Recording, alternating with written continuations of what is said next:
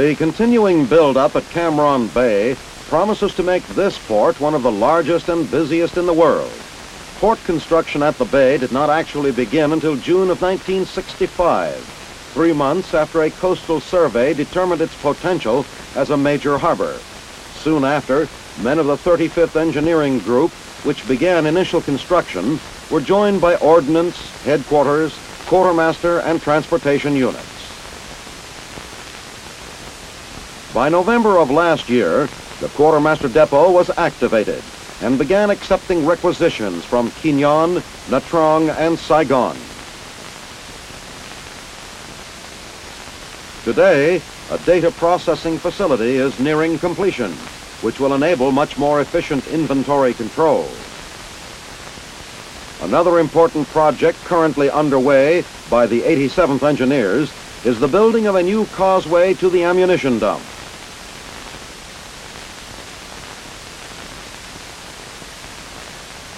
In anticipation of the buildup yet to come, more construction equipment has been concentrated at Cam Bay than there has ever been anywhere else in Southeast Asia.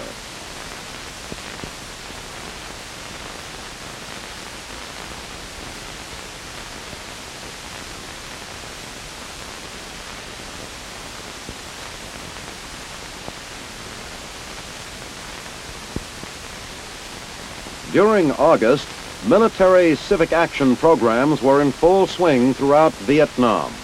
Several activities took place in the province of Phu Yen.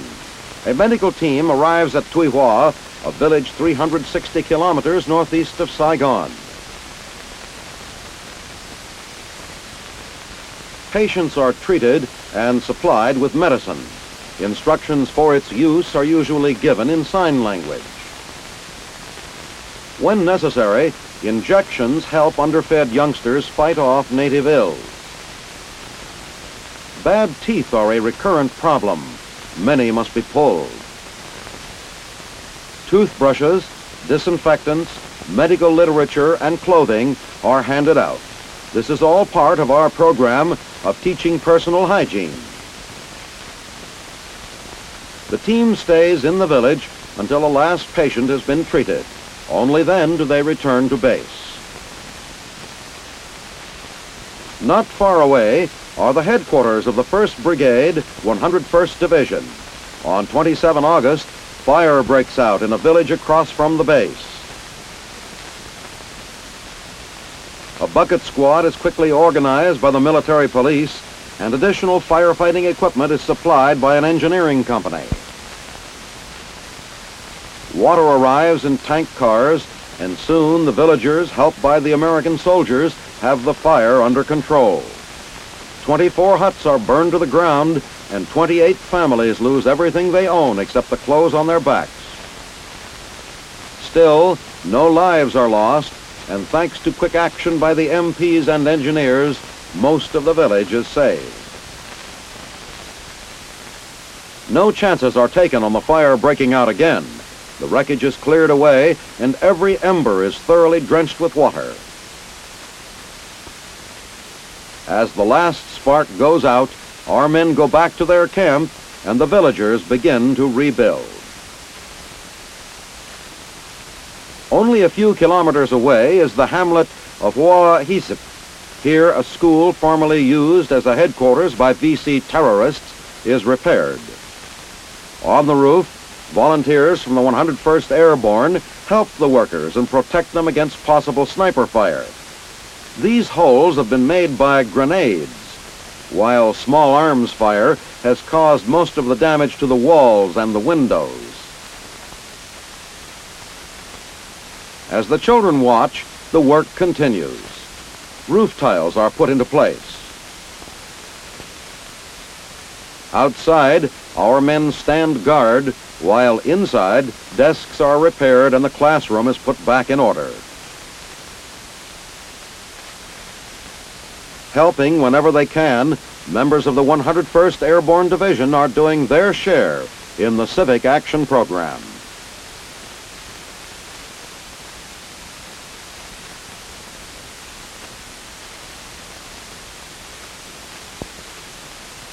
Efforts by the 300-man headquarters Australian force to aid the Vietnamese people are gaining support. The unit recently began to help a small orphanage in Saigon, and when word of their activities reached Australia, companies and individuals generously began to send needed supplies of food and clothing. On September 3rd, members of the unit arrive at the orphanage to deliver the latest shipment, cartons of baby food and sugar.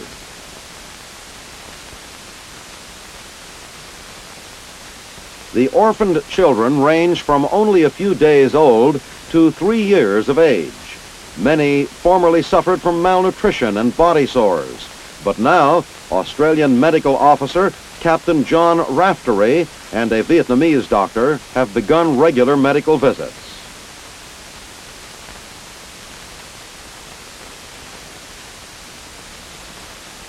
In addition to their direct benefits, civic action programs such as this are playing an increasingly important role in combating Viet Cong propaganda.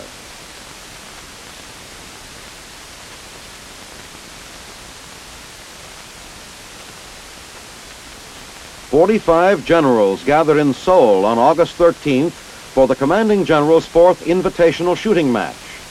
The 5-event program between general officers and colonels of the Republic of Korea and U.S. armies was held at the picturesque Korean Military Academy range, bordered by pine-studded slopes. Team positions on the morning-long card are decided by lot. Host for the match was General Dwight E. Beach, commander of the 8th U.S. Army. At last year's meet, the 1st ROK Army walked off with the top prize in the star-studded field, which has been dominated annually by Koreans and their firearms. Teams take their places at the firing line for the 3 rifle events, the carbine, M1, and M14. The last 2 events were shot with 38 and 45 caliber pistols at a distance of 25 yards. It was their accuracy with these sidearms that brought the 2nd ROK Army to the forefront, beating out General Beach's 8th Army Headquarters team 345 to 335.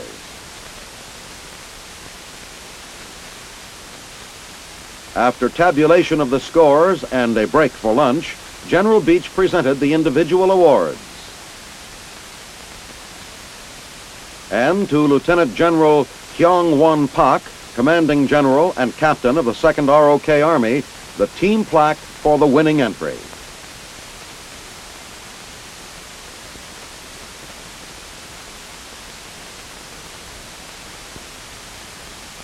At Lake Chiemsee, Germany, a skydiving team from the 3rd Support Brigade, known as the Sky Eagles, is about to give a water landing jump exhibition.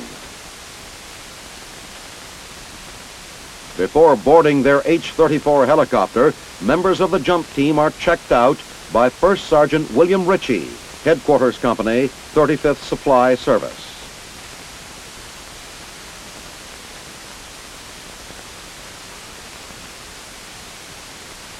This is how the lake resort, located 40 miles south of Munich, looks on a clear September day. The Sky Eagles will soon be joining the sailing craft in the lake.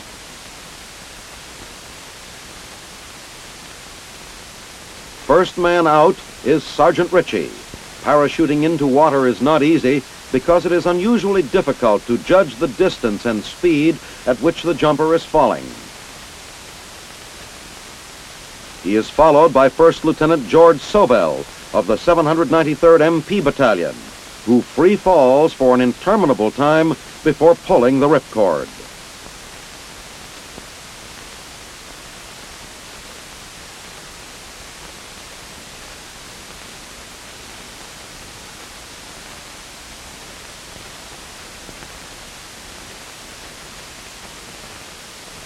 But the Sky Eagles know their job. Without exception, they land on target. Wet, but happy with their success.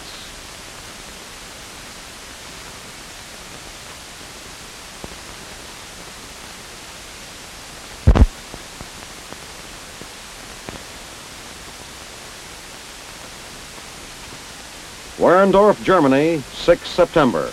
A U.S. team from Fort Sam Houston, Texas, is representing the armed forces of the United States in the annual Conseil International du Sport Militaire, CISM, Modern Pentathlon Championships. This year's meet is being hosted by West Germany. Crack military teams from 10 European countries and the United States are competing in the 5-event championships, which include horseback riding, fencing, pistol shooting, swimming, and a 4,000-meter cross-country run. Each competitor must complete all 5 events before he can qualify for individual and team standings. The 5,000-meter steeplechase course has 30 jumps. Taking the hurdles is Specialist William Matheson of the U.S. team. Despite a clean ride, an 11-second penalty relegates him to 16th place in this event. Interest in the CISM meet has been high since modern pentathlon made its official debut during the 1912 Olympics. At that time, General George S. Patton, then lieutenant, finished 5th overall in the individual standings. Fencing is conducted under international rules, using electrical contact controls. Each man must first compete against each member of his own team before being matched against members of other teams. In this event, Specialist Matheson leads the U.S. contingent as he placed 8th among the 26 competitors. For the pistol shoot, Lieutenant Donald Wallheim, an alternate, blackens his sights and discusses strategy with a team manager, Lieutenant Colonel Emmett C. Townsend. In this event, on the 25-meter pistol range, Specialist Matheson comes through again to take 3rd place in the scoring. Swimming events occupy the 4th day of the competition.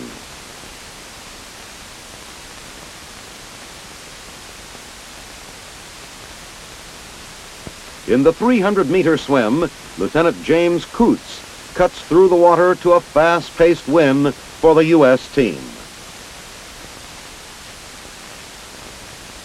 Lieutenant Coots proudly takes his place of honor on the winner's stand. The final event of the meet, the 4,000-meter cross-country run, gets underway for the U.S. with Lieutenant Coots. Running against the clock, Specialist Larson, number 8, gets his tap-off and starts down the long trail. Specialist Matheson is the 3rd and last member of the team to leave.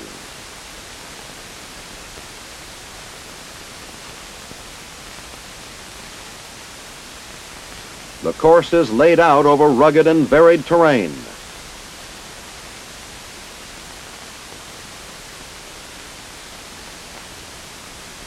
Specialist Larson, with a time of 12:40.7, takes 1st place.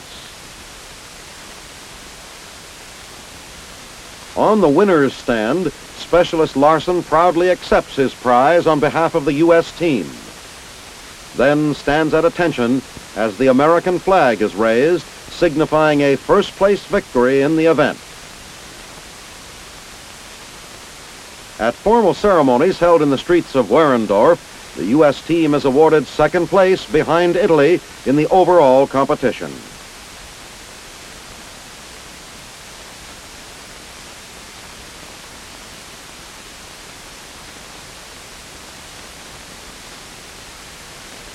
At 2-week intervals throughout the year, the Advanced Individual Training Brigade, AIT, Fort Dix, New Jersey, holds an orientation on the weapons of the infantry. Designed to give new recruits an introduction to the weapons and their capabilities, the demonstrations are popular with the public, who turn out in large numbers to see the show.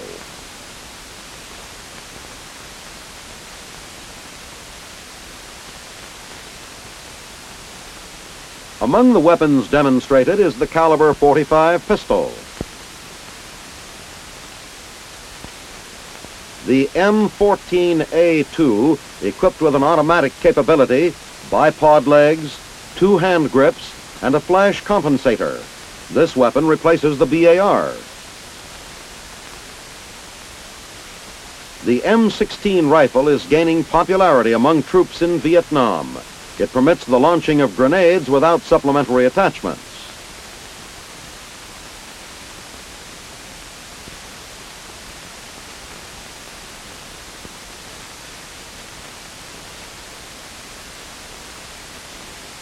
The M79 Grenade Launcher, firing a 40mm projectile, is known as the infantryman's hip pocket artillery.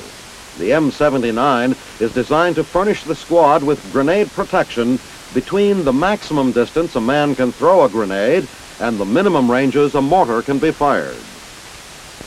The M60 machine gun has a cyclic rate of fire of 550 rounds per minute, and with its quick change barrel, offers a great advantage over the old caliber .30 machine gun.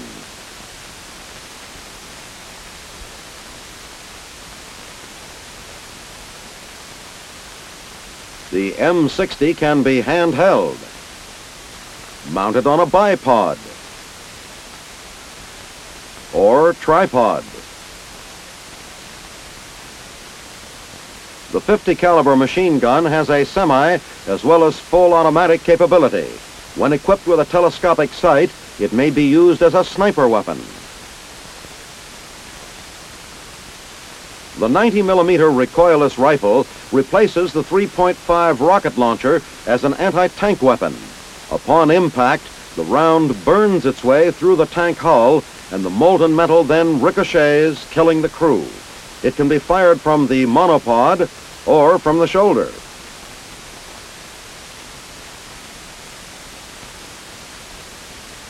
The 106mm recoilless rifle is the company's long-range anti-tank weapon.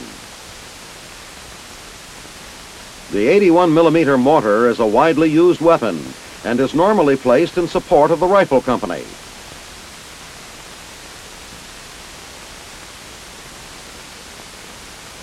For spectators and recruits alike, a good show.